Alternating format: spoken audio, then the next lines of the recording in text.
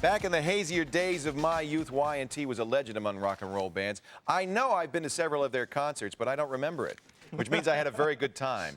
They performed all over the globe. They opened for acts like Ozzy Osbourne and AC/DC. We are so glad to have Y&T frontman Dave Meniketti here to show us how he uses computers to make music. Dave, I got to shake your hand and bow down to you. It's so nice to meet you. You're my hero. Oh no, it's quite the opposite. I'm really thrilled to have you in. When Bill here told me that you actually watch the show once in a while, I was very pleased. That's more than once in a while. How long have you been playing the guitar? I started when I was 16, which is kind of late for that a is lot late, of guitar players. because I have a 9-year-old son, and I'm saying, Right. play the guitar. And so 16, huh? 16, but I was a fast learner. Yeah? I got a record deal when I was 20. Wow, that's cool. And I've been touring and making records for 30 years. Do you love it? Yes, I do. Yeah. It's really, what a great thing to be able to I was off the road for a couple of years in the 90s, and my life was hell. Yeah, so you like the performance. I Me actually too. do. I can't do. I have to do stuff in front of people. That's My right. wife says I won't even have a conversation unless 20 people are listening. I don't know if that's true. So the things have changed quite a bit though in that time in recording. Your first album, I'm sure, recorded in a traditional studio. Traditional right? studio, analog tape, yes. Cost hundreds of dollars an hour to use. That's right. Recording studios had to fork over big bucks to make those That's albums. right. Now you can do it at home. That's right. Is it as good? It is. Really? Yeah, it really is.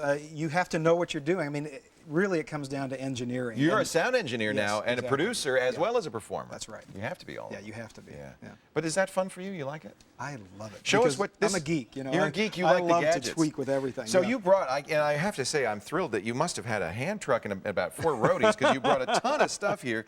My wife helped me roadie. Thank you.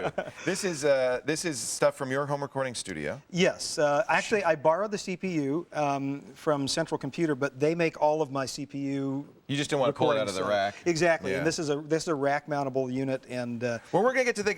Let's go in order. Start with the FireWire audio card. Sure. I mean, generally speaking, you want to get a good quality audio card. So you don't have one in the computer? You can have one in the computer, but generally speaking, if you have one in the computer, it's usually got a breakout cable to a box. Right. Because when you're in the studio, you don't want to be climbing and reaching back. Right. You want all the stuff up front.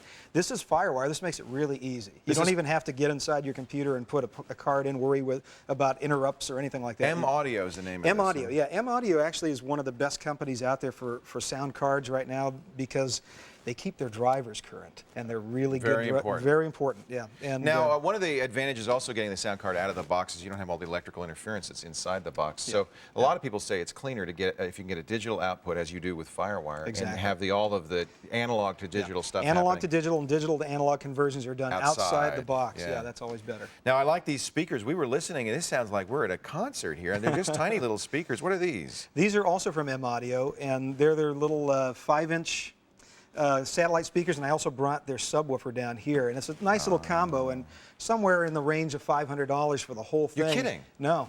And, wow. and you can really hear what's happening when you're recording and mixing and so on and so forth. What makes a good speaker? What are you as a musician and a recording artist looking for in a speaker? Well, generally speaking, we say that we're looking for accuracy. You know, we want things to sound... You don't want the bass to be too loud. Right, exactly. I mean, when you're in your studio, you're trying to get everything to sound pretty even, because when you're mixing, if you have too much bass, like you have your subwoofer turned up, you'll mix it wrong. You're going to mix it wrong. It'll be all too of your low. mixes are going to sound like they're bass shy, right? Because you thought you had plenty. You had more. Right. Yeah. What's the Pod XT Pro? The Pod XT Pro is this red thing. Now, basically, if you're a guitar player and you're wanting to record at home, you're going to really have problems with your neighbors if you have a Marshall stack and you're just turning it up you with want a that microphone. big stadium sound. That's baby. it, absolutely, yeah. And this really does it for you. It's a great tool, especially for songwriting and everything like that. It models amplifiers. So in other words, maybe it's got a model of a Marshall stack or a Boogie or a Fender or something like that, and you can choose between those. You can choose between different types of cabinets, like a 412 cabinet or a 212, and you can even choose your own microphone. What microphone do you like to record with? It'll model a microphone, so you can use any model mic. a microphone. Well, they have certain microphones in here, like a 421 or a 57. But you use like a Shure mic here, and then you can have it be any mic coming out. Exactly, and then and you can even pull it further away from the cabinet or right next to the speaker. it's all modeled, and they give you effects, delay, chorus, things like that. So it's an all-in-one kind of thing. And these are all digital effects now. I mean, Digital this is effects, all computer modeled and everything. Yeah. And if, as you mentioned down here, the PC that puts it all together, and it's a PC. I mean, it's running Windows, it's a PC. right? Yeah, exactly. Let's show some of the software that's running. Sure. On it. What I've got up on right now is Cubase. Now, this is from a company, Steinberg, that I use their top-of-the-line product, or at least their most expensive product. It's hard to say top-of-the-line anymore because Cubase and Nuendo, which is the product I use a lot for making records too, they're both very, very similar. They have similar features. I'm going to take a break, and when we come back, I want you to show us, because you recorded your latest solo album on this program. In fact, that's what we're looking at right now. Wait till you hear this, folks. It's amazing, all by yourself, what you can do, multi-track recording. That's right. That just sounds great. When we come back, more with Dave Meniketti, the frontman for Y&T. We're having a lot of fun here. We're going to hear some rock and roll, too, in just a minute. Rock on! Right after this. Stay here.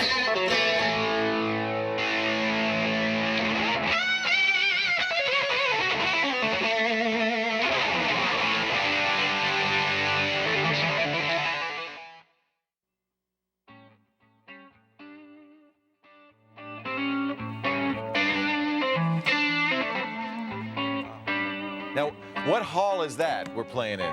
Are we in Wembley Stadium here? We're in the Call for Help hall. Call for Help hall. We got Dave Meniketti here from Y&T, and he's showing us how musicians, pros even now, are using standard PCs and standard software to do their music. Now, of course, some of this stuff is not standard, like the M-Audio sound card, but you could do a lot of this stuff with your existing home PC. Absolutely. And this software, of course, is off-the-shelf software, Cubase. Right. So is this a multi-track recording program? It is indeed. And you want to use this for just about anything that you want to do, including coming up with ideas. In fact, typically what I do when I'm songwriting for a new record, I'll just open up a track for the vocal and a track for my guitar, and I'll be sitting in my studio by myself, and I'll just be recording myself and coming up with ideas on the spot. And if you like it, you got it. If I like it, I've got it, exactly. And I know how to access it real quickly, and I can add drums and bass to it later or whatever I want to do. Now, you play all the instruments on here? I don't.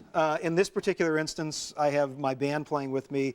What we've got up here, all this gray stuff, this is all the drums. I've got, look at that. everything separate. So you mic kick each drum drum, separately. A snare, a hat, and exactly. You can also use a program, and I know you do, like Acid. It's called Acid, that allows you to kind of take other people's sampled music and put it in. So you could use that to kind of try ideas as well. I use Acid a lot, actually, for songwriting. It's a great idea. You don't need to bring the band in. Exactly, yeah. You've got samples of drums, bass, keyboards, anything that you want, and you can start crafting a song before you even play a note. What's the name of this song? This one's called Storm.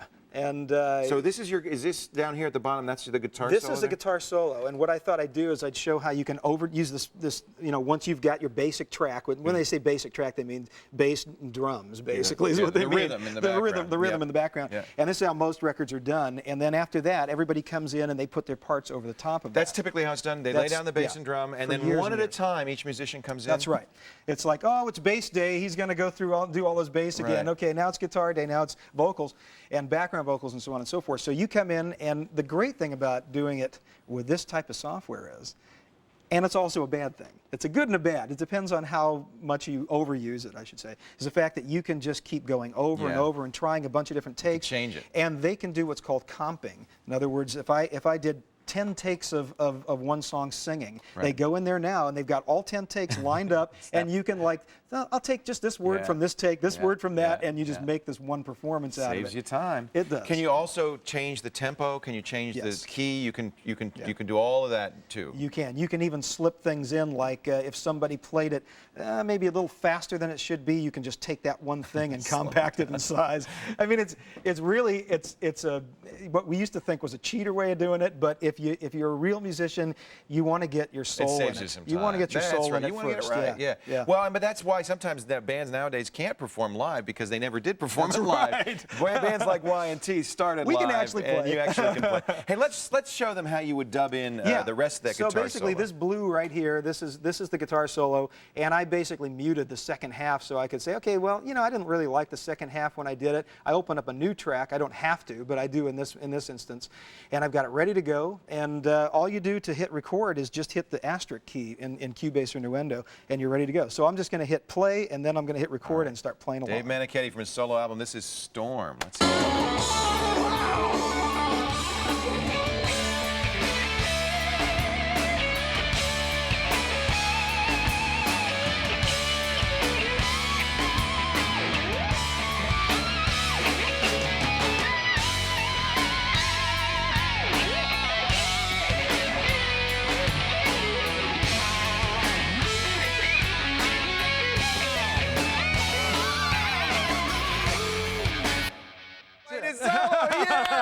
love it. And then there it is. Oh, it comes man, up it's on the screen. recorded. It's done. It's done.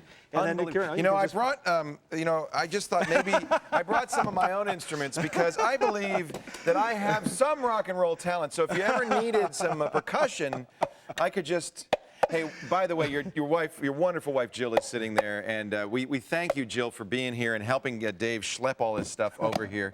And does she put up with all of this gadget stuff? You know? Yes, she does. She's a very nice person. Actually, she's one of the rare wives that I have these giant, humongous speakers in my front room, and it's like, bigger's better. It's like, that's a wife.